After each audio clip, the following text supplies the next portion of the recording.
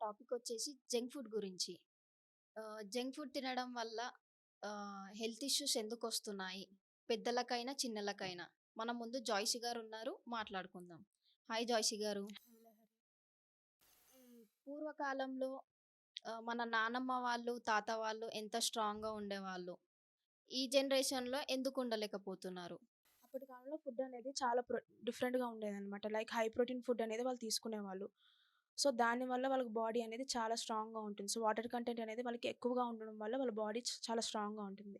But ఇప్పుడున్న జనరేషన్‌లోని మనకి ఫుడ్‌లోని protein అనేది చాలా తక్కువగా వస్తుంది. ఫుడ్ గూడా మనకి కరెక్ట్ పద్ధతిలో పండించట్లేదు.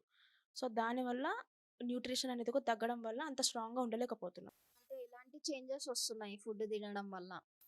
అప్పటికి ఇప్పటికి అనేది చాలా చేంజెస్ ఉన్నాయి. అప్పట్లో మనకి ఫుడ్‌లోని డైలీ రాగులు గానీ, సజ్జలు గానీ, జొన్నలు గానీ ఇలా వాళ్ళు ఇంటేక్ చేసుకునేవాళ్ళు. అంటే morning breakfast, lunch, evening compulsory ఏదో ఒక ఫుడ్ బ్రేక్‌ఫాస్ట్‌లో గానీ మనకి ఫుడ్ అనేది తీసుకునేవాళ్ళనమాట. చిన్నవాళ్ళతో సహా ఈ ఫుడ్ అనేది వాళ్ళు తీసుకునేవాళ్ళు. సో, దానివల్ల వాళ్ళకి బాడీలోని వాటర్ కంటెంట్ అనేది పెరిగి చాలా స్ట్రాంగ్‌గా ఉండేవాళ్ళు. అండ్ ఇప్పుడున్న జనరేషన్స్‌లోని ఆహ్, ఆ ప్రోటీన్ అనేది మనకు దొరకట్లేదు. సో, ఇన్‌ఫాక్ట్ ఈ రాగులు, జొన్నలు వాటిల్లో గూడా మనకి కరెక్ట్ పద్ధతిలో పండిస్తున్నారనేది మనకు లేదనమాట. సో, ఈ డిఫరెన్స్ వల్ల మన బాడీలో చేంజెస్ అనేవి చాలా వస్తున్నాయి. లైక్ చిన్న పిల్లలకు గూడా చాలా డిసీజెస్ వస్తున్నాయనమాట. షుగర్ గూడా వస్తుందంట గదా! షుగర్, డయాబెటిస్, ఒబేసిటీ ఇవన్నీ చాలా వస్తున్నాయి. అండ్ ఇప్పుడు మనకి పండించే పద్ధతులు గూడా చాలా మారాయి.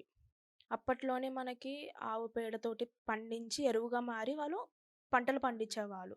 బట్ ఇప్పుడు ఉన్న వాటిలోని కెమికల్స్ అనేవి చాలా యూజ్ చేస్తున్నారనమాట. ఇప్పుడు మనం తిని గూడా చాలా మటికి ప్లాస్టిక్స్ తోటి ప్రిపేర్ అవుతున్నాయి. కెమికల్స్‌లోని మనకి క్లోరైడ్ అవ్వనివ్వండి, ఆహ్, జింకు, రసాయనాలు ఇవన్నీ యూజ్ చేసుకొని వాళ్ళు పండిస్తున్నారు. సో, దీనివల్ల ఫుడ్‌లో గూడా మనకి తినే ఫుడ్ గూడా మనకి పాయిజనైజ్ అయిపోతుంది. సో, దానివల్ల వచ్చే డిసీజెస్ గూడా డాక్టర్స్‌కి కూడా కనిపెట్టడానికి చాలా డిఫికల్ట్ అవుతది. సో, దేనివల్ల ఈ డిసీజ్ అనేది ఫార్మ్ అవుతుంది అన్నట్టుగా. సో, దీన్ని పోల్చుకుంటే బయట ప్రిపేర్ చేసే జంక్ ఫుడ్‌లోని దేనితోటి ప్రిపేర్ చేస్తున్నారు? ఆయిల్ గానివ్వండి, యూజ్ చేసే స్పైసెస్ కానివ్వండి, లైక్ ఆయిల్ డిఫరెంట్ గూడా యూజ్ చేస్తారంట. అది ఏ ఆయిలో గూడా మనకి హ్మ్. క్లియర్‌గా చెప్పలేము. రిఫైన్డ్ ఆయిల్‌గా చెప్పలేము. ఏ ఆయిల్ అనేది మనం క్లియర్‌గా చెప్పలేము. సో, దానివల్ల మనకి చాలా డిసీజెస్ అనేది ఎఫెక్ట్ అవుతున్నాయి. ఎలాంటి డిసీజెస్ వస్తున్నాయి?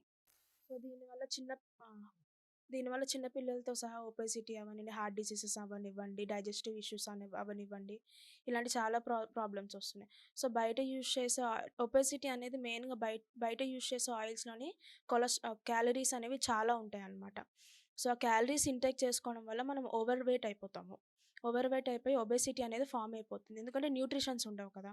దానివల్ల అది వచ్చేసి మనకి బాడీలోని ఫార్మ్ అయిపోయి కొలెస్ట్రాల్ గానీ, ఆయిల్, ఫ్యాట్ అవ్వనివ్వండి ఫార్మ్ అయిపోయి ఒబేసిటీ ఫార్మ్ అవుతుంది. అండ్ చిన్న చిన్న పిల్లలకి గూడా డయాబెటిస్ వస్తున్నాయన్నమాట.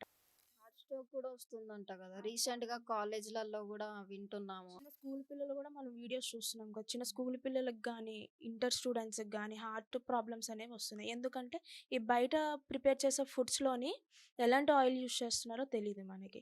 అది ఫ్యాట్ తోటి ప్రిపేర్ అవుతదా? లేకపోతే ప్యూర్‌గా ప్రిపేర్ అవుతుందా? ఎందుకంటే ఒకదానికి యూజ్ చేసే వాళ్ళు ఇంకో దానికి యూజ్ చేస్తారు.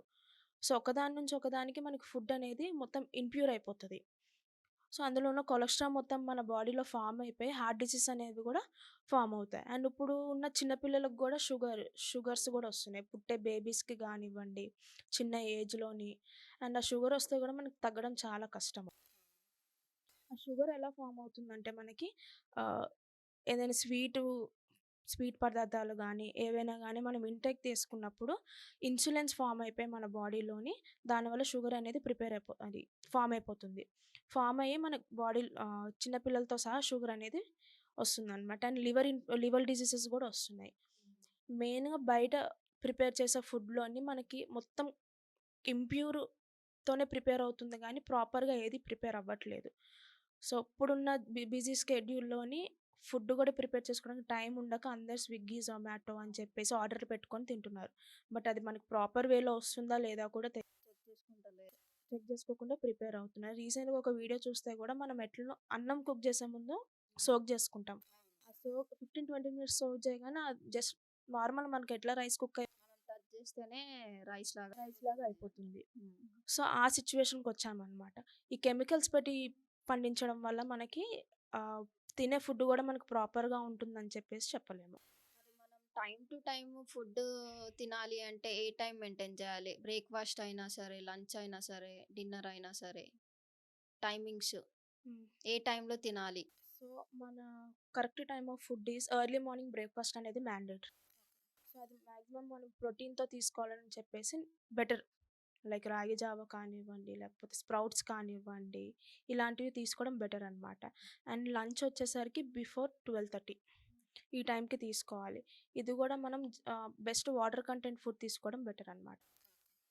లైక్ లీఫీ వెజిటబుల్స్ కానివ్వండి, ఎగ్జాంపుల్ మనకి కీరా కీరా. దోసకాయ, ఓకే. క్యారెట్స్, బీట్రూట్స్ అనేది మనకు బ్లడ్ అనేది చాలా చాలా ఇంప్రూవ్ ఇస్తుంది. సో, ఇలాంటివన్నమాట. అండ్ లంచ్‌లోని మనకి లీఫీ వెజిటబుల్స్ గానీ, దాల్‌లో గూడా చాలా హై ప్రోటీన్ ఉంటుంది. సో, దాన్ని మనం చెక్ జేసి తీసుకోవడం బెటర్. ఎందుకంటే మనకి పండించే దాల్ గూడా ప్రాపర్‌గా వస్తుందా లేదా చూసుకొని మనం కుక్ చేసుకోవడం బెటర్. ఎగ్స్ గానీ ఇలాంటివి. అండ్ ఈవినింగ్ నైట్ డిన్నర్‌కొచ్చేసరికి మాక్సిమం 7:30 ఆర్ 8 ఈ లోపల ఫినిష్ చేసుకుంటే మన నిద్రకి, ఫుడ్‌కి మినిమమ్ 3-4 అవర్స్ గ్యాప్ ఉండాలి. సో, ఈ ప్రొసీజర్‌ని మనం పాటిస్తే గనక ఫ్యూచర్‌లోని కిడ్స్‌కి గానివ్వండి, మనకి కానివ్వండి హెల్త్ అనేది కొంచెం బెటర్‌గా ఉంటుంది. సో, బెటర్ ఫస్ట్ మనం జంక్ ఫుడ్ అనేది బయట నుంచి బంద్ జేయడం బెటరు. జంక్ ఫుడ్‌ని అవాయిడ్ చేయండి. మీ పిల్లలకైనా సరే, ఎవరికైనా సరే ఇంట్లోనే ప్రిపేర్ చేసి ఇవ్వండి. ఇంకేమన్నా వివరాలు కావాలి అంటే ప్లీజ్ డూ ఫాలో.